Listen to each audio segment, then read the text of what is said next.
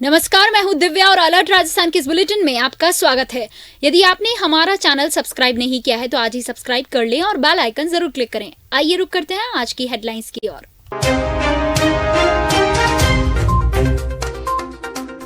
सावन के पहले सोमवार को शिवालयों में गूंजे बम बम भोले के जयकारे। भगवान महाकाल ने रजत रथ पर विराजित होकर मंदिर परिसर में की परिक्रमा। भक्तों में दिखा भारी उत्साह।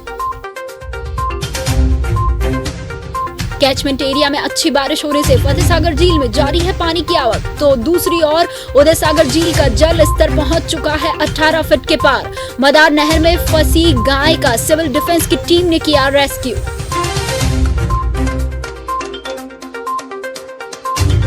और कांग्रेस संगठन में चुनाव लड़ने के लिए कटवानी होगी 100 रुपए की रसीद। पीसीसी से नियुक्त डीआरओ ने ली देहात कांग्रेस की बैठक। संगठन चुनावों के बारे में दी जानकारी। अब खबरें विस्तार से। सावन के पहले सोमवार को मेवाड़ के सभी शिवालयों में भक्तों की भारी भीड़ रही। शहर के महाकाल मंदिर सहित अन्य सभी महादेव के मंदिरों में भक्तों के अल सुबह से ही पहुंचने का दौर शुरू हो गया। शिवलिंगों पर भक्तों ने दुग्धाभिषेक के साथ साथ जलाभिषेक कर अपनी मनोकामना पूर्ण करने की प्रार्थनाएं की। महाकाल मंदिर में महाकाल की प्रतीकात्मक प्रतिमा को रजत पालकी में विराजित होकर परिसर में परिक्रमा कराई गई। इस दौरान भक्तों का हुजूम उमड़ पड़ा। परिक्रमा के दौरान भक्तों में अच्छा खासा उत्साह देखने को मिला। यहाँ पर सावन मास में उज्जैन के महाकाल मंदिर में होने वाले आयोजनों की तरह ही विशेष आयोजन होते हैं। प्रत्येक सोमवार को अलग अलग आयोजन होंगे। शहर के महाकाल मंदिर में सावन मास के लाखों भक्तों का आना जाना होता है और खासकर सोमवार को भक्तों की भारी भीड़ रहती है। ऐसे में यहाँ पर आने वाले भक्तों को किसी तरह की कोई परेशानी न हो, इसके लिए सभी प्रकार की व्यवस्थाएं की जाती हैं। मंदिर मंडल की ओर से बैरिकेड्स करवाए जाते हैं ताकि महिलाओं व पुरुष अलग अलग कतारबद्ध होकर दर्शन कर सकें। महाकाल मंदिर के प्रन्यास के सचिव चंद्रशेखर दाधीच ने बताया कि इस बार भक्तों में सावन मास होने वाली विशेष पूजा अर्चना को लेकर उत्साह है। उन्होंने बताया कि सावन मास में महादेव की भक्ति करना लोगों के लिए लाभदायक होता है। इस माह के दौरान भक्त कभी भी शिवलिंगों पर जलाभिषेक और दुग्धाभिषेक कर अपनी मनोकामना पूरी करने की प्रार्थना करें तो उनकी मनोकामना पूर्ण जरूर होती है। उन्होंने बताया कि कोरोना महामारी के चलते पिछले 2 सालों में मंदिर में किसी प्रकार के कोई भव्य आयोजन नहीं हो सके। महामारी के दौरान मंदिर परिसर में मंदिर मंडल और पुजारियों की ओर से ही पूजा अर्चना की गई, लेकिन इस बार मंदिर प्रांगण में भव्य आयोजन होने से भक्तों में भारी उत्साह देखा गया। उन्होंने यह भी कहा है कि मंदिर में सोमवार को सुबह से ही विभिन्न आयोजन किए गए।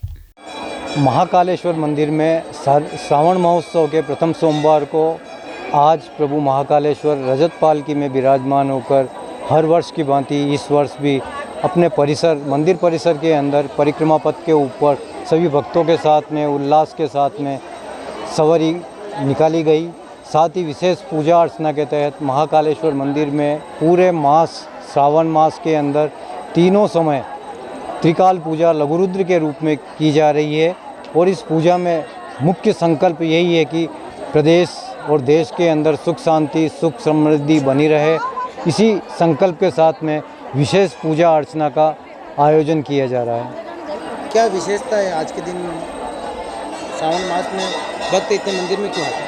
श्रावण मास के अंदर ये जो श्रावण मास है प्रभु महाकालेश्वर का विशेष पूजा अर्चना का रहता है, क्योंकि इसके बारे में अलग अलग किंवदंतियाँ भी रही है।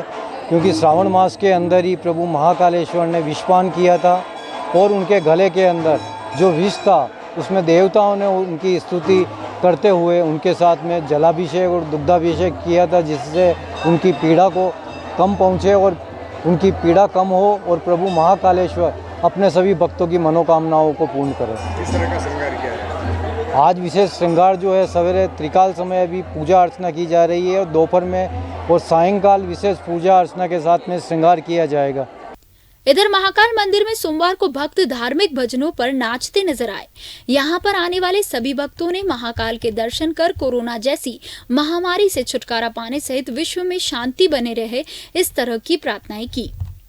महाकाल मंदिर में हम बचपन से आ रहे हैं और बचपन से जल चढ़ा रहे हैं और ये चतुर्मास में जो सावन का महीना आता है ये बहुत पवित्र महीना है और सब भक्त सावन मास के महीने में महाकाल को जल चढ़ा के, महादेव को जल चढ़ा के हर भक्त अपनी अपनी मनोकामना पूर्ण करते हैं। और ये जो आज हम महाकाल मंदिर में हम सब भक्त देखिए, आप सब चुंदड़की में, इसमें सब पोशाक में, एक ही पोशाक में हम सुबह 8 बजे हर सोमवार के दिन, आज पहला सोमवार है जो हम कांवड़ यात्रा लेके आए और महाकाल को हमने जल अभिषेक किया कांवड़ यात्रा से, और फिर भक्तों ने पानी पिया। और दूसरा जो सोमवार आएगा उस दिन हम हनुमान घाट से कांवड़ यात्रा लेके आएंगे, और तीसरा जो सोमवार आएगा वो हम बाईजी राजकुंड दिल्ली गेट से कांवड़ यात्रा लाएंगे। और भगवान की हर सोमवार के दिन सवारी निकलती है, भगवान भ्रमण पे निकलते हैं।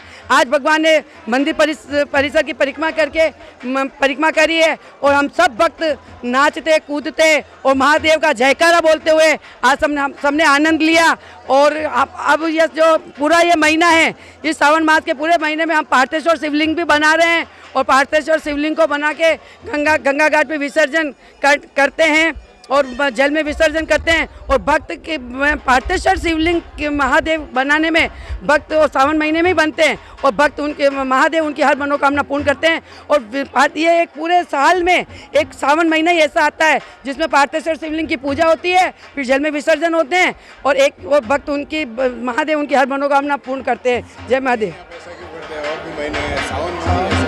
सावन महीना महादेव को अति प्रिय है और सावन महीने में ही महादेव के शिवलिंग के बिलपत्र चढ़ाने से, क्योंकि बिलपत्र का एक वैज्ञानिक वो भी है, क्योंकि वायु का जो ये चलता है तो बिलपत्र चढ़ाने से स्वास्थ्य अच्छा रहता है। और हम तो मतलब महादेव का एक बिलपत्र चढ़ा के और प्रसाद के रूप में भक्षण करने से हर भक्त की मतलब जो अंदर कोई बीमारियां होती है, वायु प्रकोप कोई भी होता है तो वो दूर होती है और उसके हर तरह की बीमारी में महादेव उनको संतुलित करता है। आज का बहुत अच्छा सावन का महीना है, भोलेनाथ का दिन है, जो सब आए पब्लिक, इसलिए भोलेनाथ के दर्शन के लिए कावड़ आई है। महादेव के ऊपर जल पवन के आज के दिन ही महिलाएं पूजा अर्चना करने क्यों आती है? आज नाग पंचमी भी है, नाग पंचमी का दिन है, सब पूजा करने जाती है।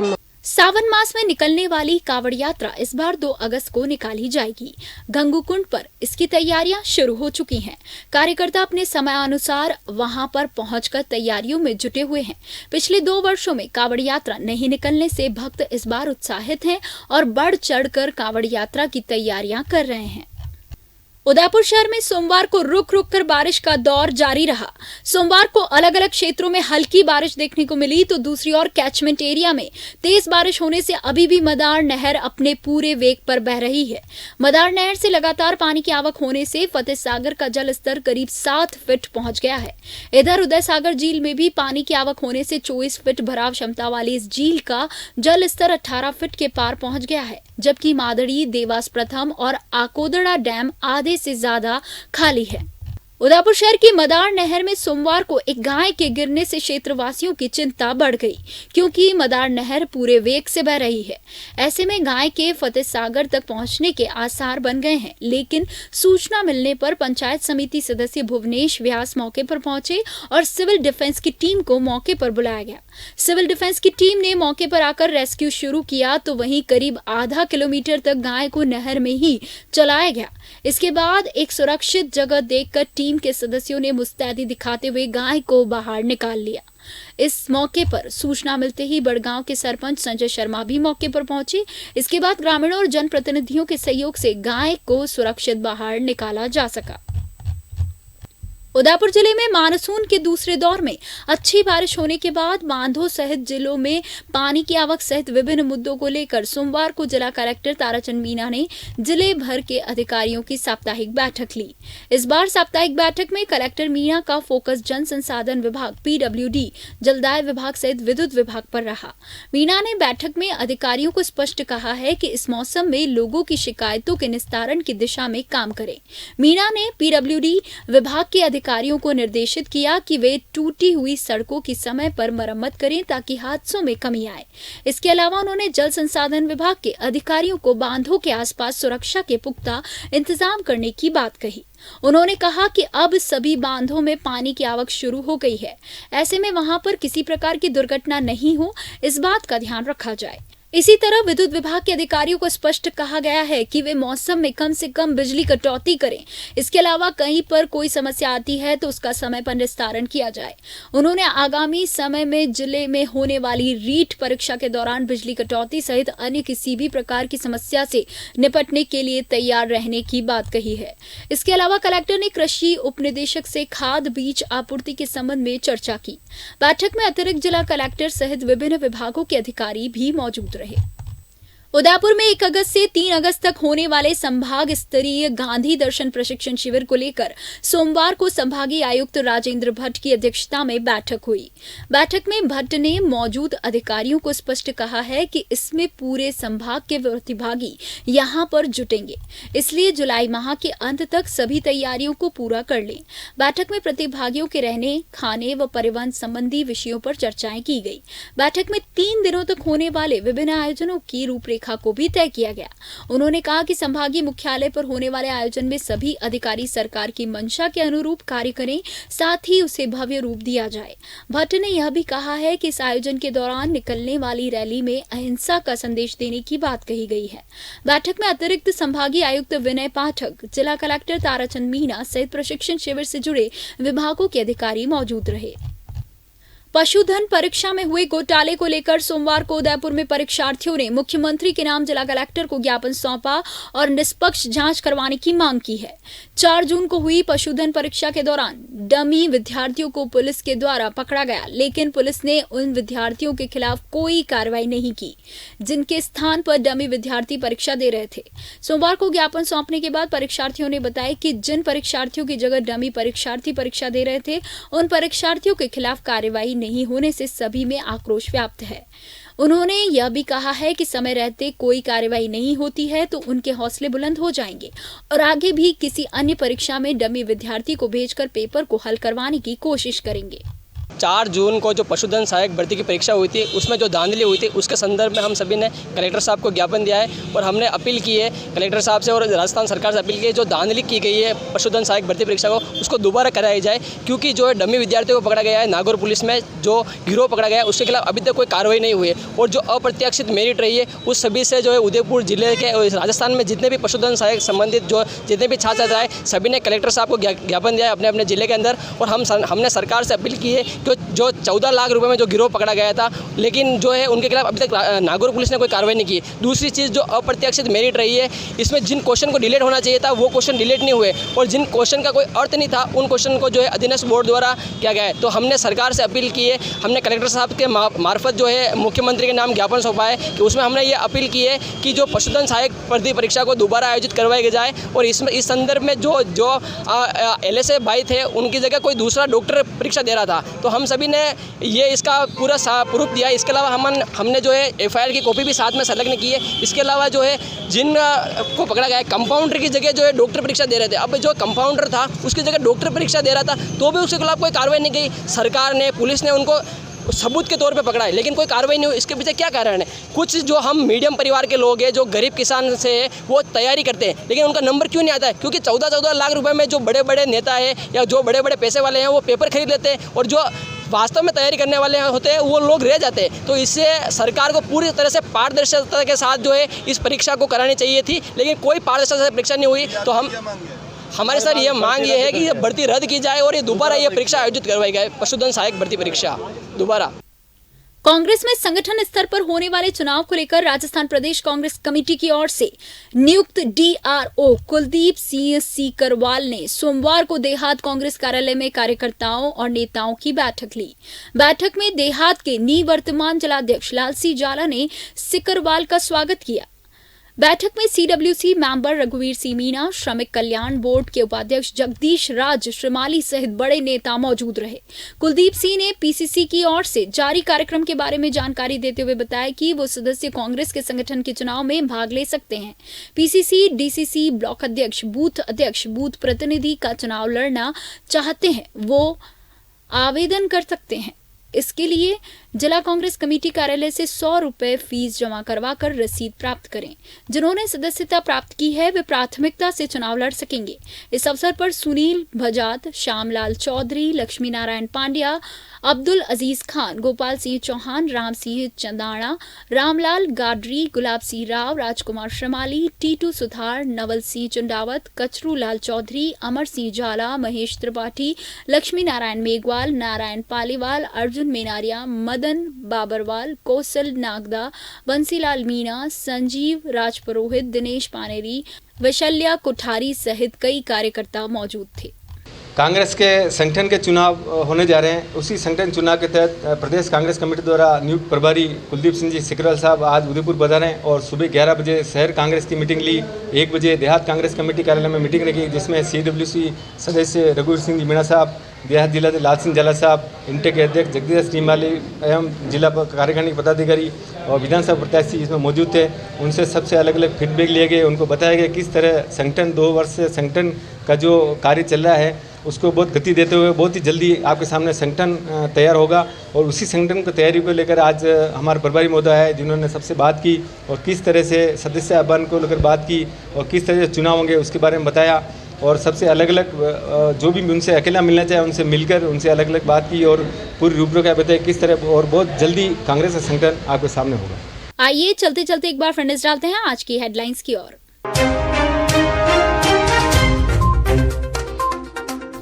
सावन के पहले सोमवार को शिवालयों में गूंजे बम बम भोले के जयकारे। भगवान महाकाल ने रजत रथ पर विराजित होकर मंदिर परिसर में की परिक्रमा। भक्तों में दिखा भारी उत्साह।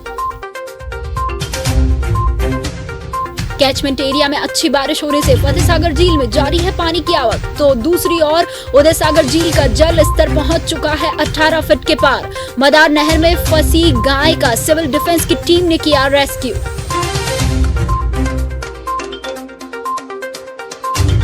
और कांग्रेस संगठन में चुनाव लड़ने के लिए कटवानी होगी 100 रुपए की रसीद। पीसीसी से नियुक्त DRO ने ली देहात कांग्रेस की बैठक। संगठन चुनावों के बारे में दी जानकारी। अलर्ट राजस्थान के इस बुलेटिन में फिलहाल इतना ही। दीजिए इजाजत दिव्या को और बने रहिए चैनल अलर्ट राजस्थान न्यूज के साथ। नमस्कार।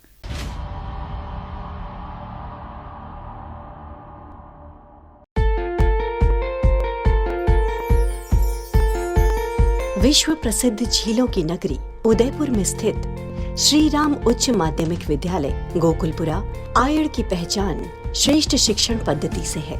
27 वर्ष पूर्व शिक्षा क्षेत्र में श्री सत्यनारायण जी चौधरी द्वारा नर्सरी के 50 बालकों से स्थापित इस विद्यालय में आज 1200 से भी अधिक बालक बालिकाओं को प्राथमिक शिक्षा से उच्च माध्यमिक शिक्षा में विभिन्न संकाय तथा विज्ञान, वाणिज्य और कला शिक्षा में राज्य में अपना उत्कृष्ट स्थान बनाया है।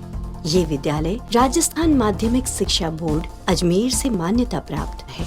श्री राम उच्च माध्यमिक विद्यालय उन बच्चों की सेवा कर रहा है जो गरीब एवं मध्य वर्ग से है। कम विद्यालय शुल्क में अधिकतम सुविधा देने वाला एकमात्र विद्यालय है जहां सुसंस्कारित योग्य शिक्षक, श्रेष्ठ कक्षा कक्ष एवं आधुनिकतम सुविधाओं से युक्त 4 मंजिल में स्थित भवन इस विद्यालय की विशेष पहचान है।